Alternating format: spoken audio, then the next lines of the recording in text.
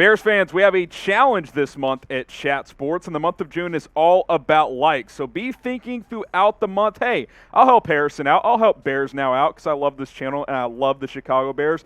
Like the video every single time from here on out.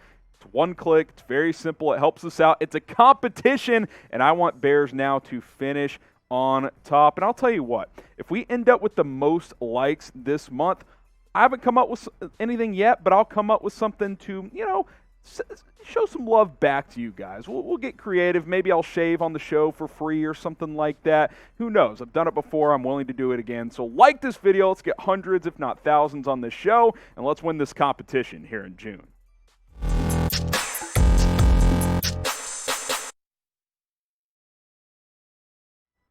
Welcome into Chicago Bears Now. I am your host, Harrison Graham. Today's show, we're going to look at some Akiem Hicks replacements, 3 external replacements, and then some guys currently on the roster that could help fill that void now that he is off to Tampa. Also, coming up later on in the show, got to hand some shout-outs. I told you guys if you DM me proof that you have subscribed on Callin, then I will give you some shout-outs. So later on in the show, I will do that. Give a couple of shout-outs to those of you who have sent in super thanks comments as well.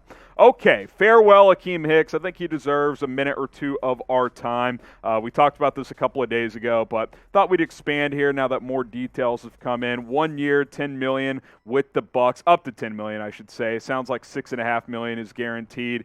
Game played bonuses for another additional $1.5 million, and then there's more incentives for $2 more million. Add that up, it's up to $10 million. Great deal for him. I'm happy for him. I did not think he'd get that much, so a pretty good contract. Obviously, he leaves the Bears after 6 seasons, and look, I think defensive tackle is one of the question marks on this roster as we, shift into the month of June and less than 2 months from training camp here. You've got Justin Jones. I think he's going to play a big role on this team, although he's had some injury issues in the past. Khyiris Tonga entering year 2. Will he start? Will Mario Edwards be in the mix? We'll talk about some of those internal options like I mentioned later on in the show. But here's what we do know. Matt Eberflus has consistently said the 3-tech position is a key in this defense.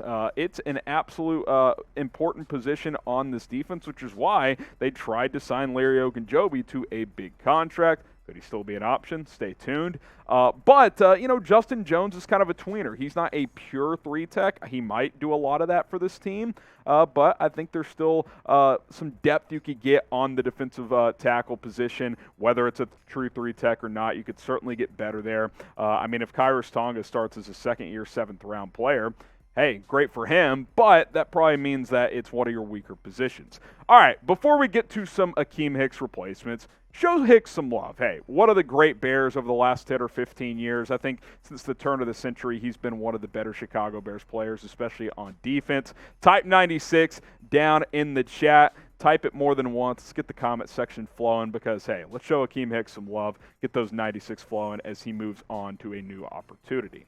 All right, 3 external replacements for Akiem Hicks. And Ndamukong Suh, who's a free agent with the Bucs, ironically. And I think now that they've signed Akiem Hicks to play next to Vita Vea, probably means Ndamukong Suh is going to need to find a new home. I don't expect him to return to Tampa Bay and play this year for the Bucs because he's not going to start unless Hicks is going to play edge or come off the bench, but they just paid him starter-level money, by far. If anything, they paid him to be a high-level starter. I think Suh is moving on. He'll be playing elsewhere this year. And sure, he's not young. He's 35, 36 years old. I think 35 is his age for this upcoming season. But he's been productive his entire career. Has familiarity in the NFC North. Spent the first chunk of his career with the Detroit Lions. Over 70 sacks for a defensive tackle is a great career through 12 seasons. And you're probably thinking, oh, well, he's old. He doesn't have a lot left in the tank. Well, he's had 6 sacks in each of the past 2 years, 12 sacks in total. That's pretty impressive. He still can get pressure. And, I think over time he's been able to kind of wipe off that stigma that he's a dirty player. That first thing you thought of when Ndamukong Suh for a long time was dirty player, dirty player. Last 3, 4, 5 years, I think when you think of Suh, you're like, good, glue guy, competitor. He's always on a team that wins a lot of games. He's played in Super Bowls. He's won a Super Bowl. So, I'm not going to say he's the cleanest cut player in the league, but hey, he'll give you some of that nasty on that defensive line and still some production as well. Make no mistake, still a good player, and he would fill a position of need. All right, let's go back to Larry Ogunjobi, who was the first free agent signing, or at least verbal signing, by new GM Ryan Poles. But that obviously fell through before when he failed a physical, I should say. 3 years, $40.5 million, right when free agency started, within the first hour. And we're like, okay, first big move from Poles is a defensive tackle. They told us 3-tech is important. They're putting their money where their mouth is. Fails the physical. They pivot to Justin Jones. But here's the deal. Larry Ogunjobi is still a free agent. He's still out there working out, trying to wait for that opportunity as we are into the month of June now. 7 sacks as an interior guy last year, 16 QB hits. He really can get after it.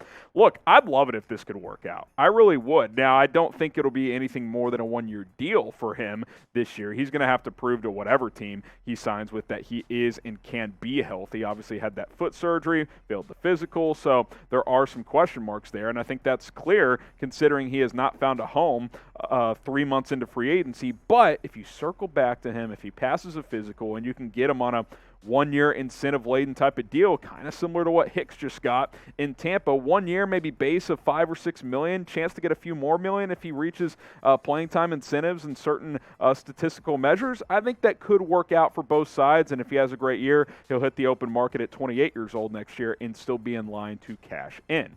So pick a defensive tackle. Just talked about 2 vets, an older vet and Ndamukong Suh, a younger vet, but with some injury concerns in Larry Ogunjobi. Type NS for Suh, type LO for Ogunjobi. Here's to see where Bears fans fall on this one. Let's get to a trade target now. Duron Payne, who's with the Washington Commanders. Almost said Washington football team, but they do have a mascot now. Duron Payne has kind of protested OTAs. He walked off the practice field the other day because he wants a new contract as he sits on the final year of his rookie deal. He's been pretty productive, but he wants that security moving forward. He wants to get, probably north of $10 million per year on a new deal, which, isn't surprising because he's been a pretty darn productive player as a defensive tackle. Now, we talked about him recently. He's not a true 3-tech, 320 pounds. He's not a pure nose tackle, but one of those, tweener types. He can stop the run. He can rush the passer a little bit, but he's not one of these, agile 290-pound 3-tech types. That's not really his game, but he is a very good player. Now, I will say this. He's probably going to fetch a day 2 pick if Washington trades him because that's just, I think, going to be the market for him. 2nd, 3rd round pick. Now, you could say, I don't want to do that, but what if you flip Robert Quinn for something similar and that kind of evens out? You get a young player. Now you'll have to commit to him long term. So, I don't know. It's a little tricky for me. Am I trading a day 2 pick for Duron Payne? I'd be hesitant, but there's no doubt if he came in here, he'd be your best interior defensive lineman. I don't think that's really up for debate. So, something to consider. I would probably rather just sign Suh or Ogunjobi, but Duron Payne has been linked to trade buzz and could be looking to exit Washington. All right, we'll take a look at some of those internal options in a moment, but want to tell you guys how you can support Bears now. A lot of you slide in my DMs, hey man, I'm subscribed, send in super chats. How else can I support the show? Well, you can follow us on Rumble, and I've gotten a few DMs, I don't feel good about that. Here's the deal. We publish Bears videos over there. That's my interaction on that platform because we're trying to expand our coverage of Bears Now online. We want to see more people interacting with us on this channel. So follow us over there. It's free. You can find other content creators on Rumble as well. Cool thing about their app, if you have it on your phone or mobile device, you can actually listen to it in the background. You don't have to have the app open at all times to watch or listen to me talk. So give it a chance. Rumble.com/Bears Now. Follow us over there. Easy way to support the show. All right, let's look at some internal Akeem Hicks replacements. Justin Jones, who obviously the Bears pivoted to, like I said, after the Ogunjobi thing didn't work out at the time. Good year last year. He had 3 sacks as a guy with the Chargers. I think he played in 11 or 12 games. Like I mentioned, he's missed some time with injuries as well. Still a young player in his mid-20s. I fully expect him to be one of your primary starters on this defensive line if they don't, upgrade at defensive tackle. They gave him 2 years, $12 million, so they obviously made an investment there. I think he's a good player. I don't think he's a pure 3-tech, but I think he's going to be asked to carry a lot of that load at the defensive tackle position. Now, I do want to ask you this. Do the Bears need to beef up this spot? Do they need to sign or trade for another defensive tackle, help get better at that position, whether it's a 3-tech or not? Could be a 1-tech as well. Type Y for yes, type N for no. Let me know what you guys think down in the comments. How about Mario Edwards, who we haven't talked about a lot this offseason? He's a player who's been pretty productive his past 2 years in Chicago, and I do think he will play some 3-tech. Now, he played that 3-4 defensive end spot, but he's about 280 pounds, so he can kick inside in a 4-3, play some 3-tech for you, 6 sacks in 2 years with the Bears, so I think, he's been productive as a rotation guy. My thing is, I'd like to keep him as a rotation guy. Ideally, Mario Edwards is your 5th defensive lineman. He can play edge, he can play inside, he'll rotate in on the edge and at 3-tech, but he could, see some starting time for this defensive line. It's very much a possibility. We'll just have to wait and see what that role looks like. We'll talk about a couple of other players here in just a moment, but want to remind you to also subscribe on YouTube. The more subscribers we get, the more videos we're able to do, so hit that sub button. Remember, trying to get to 50,000 subs by the start of training camp. We're about 1,900 away with, 6 weeks, 7 weeks to go. No official start date yet for training camp, but clock's ticking if we're going to reach 50K. Help us out. It's free. Okay, Angelo Blackson, a player who I actually thought did some good things last year, signed that 2-year deal a year ago and started out pretty slow, but as the year went on and some injuries piled up, he got to play more and more, and I thought he was pretty solid, to be honest with you. Now, is he one of these guys that's more of a 3-4 guy and doesn't really fit in a 4-3? Maybe. It's possible. I mean, he's a role player, and a lot of those guys are reliant on specific schemes, so that's very much a possibility. But he'll get a chance to compete and show what he can do in this 4-3 system. And then Khyiris Tonga, the rookie, who's definitely more of a 1-tech, 325, 330 pounds. He's not going to, give you 5 sacks or something like that, but a good run stopper, can, fill some gaps there in the middle. I thought when he got a chance to play last year, he showed some good things. I think he could be in line for a bigger role, especially if you don't beef up this position. He's probably the best pure nose tackle that you have that would play next to the 3-tech, and that's why I've got him penciled in as a starter as of now. I don't know if that'll be the case. Don't read too much into Edwards being behind Quinn at defensive end. Like I said, I think he'll kick inside and play some 3-tech as well. But listen, you look at defensive tackle, you're telling me you got enough there? I don't know. I would like to add someone there, even if it's just a depth piece, but we'll have to wait and see what Ryan Poles does. Still a lot of time between now and training camp.